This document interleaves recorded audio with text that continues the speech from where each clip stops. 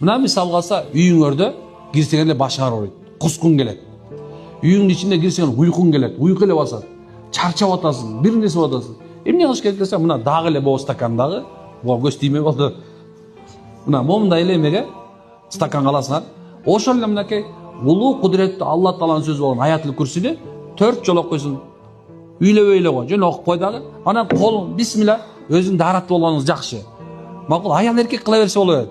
Бирок жанагындай этек кийген кечип койгонсуңар, эми айтылбаш керек болуп атат да. Ошондой аялдан оорусу болгон болсо андай кылбай эле койсун. Макулбу?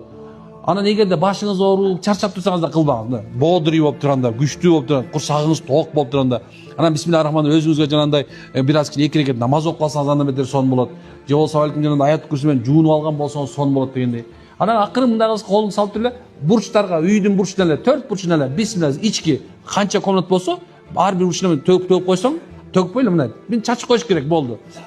Hazreti Usman radıyallahu anh ушундай айткан. Ошентип үйүнө кирип чачканда Абдурахман ибн Ауфке чыгып калат. Сен эмне кылып атасың десе, мен бардык бизге жаманчылык кылуучулардан сактаныш үчүн ушуну кылдым деп атат. Бизге пайгамбардын сүннөтү сүннөт, сахабалардын да сүннөтү сүннөт болчу. Мына ушундай кылып койсо, үй тазаланып калат экен. Түшүндүңүзбү? Машалла. Түшүнбөгөн. Мына мисал калса үйүңөрдө кирсең эле башың аарыбайт, кускуң келет. Үйүңдүн ичинде кирсең уйкуң келет, уйку эле басат.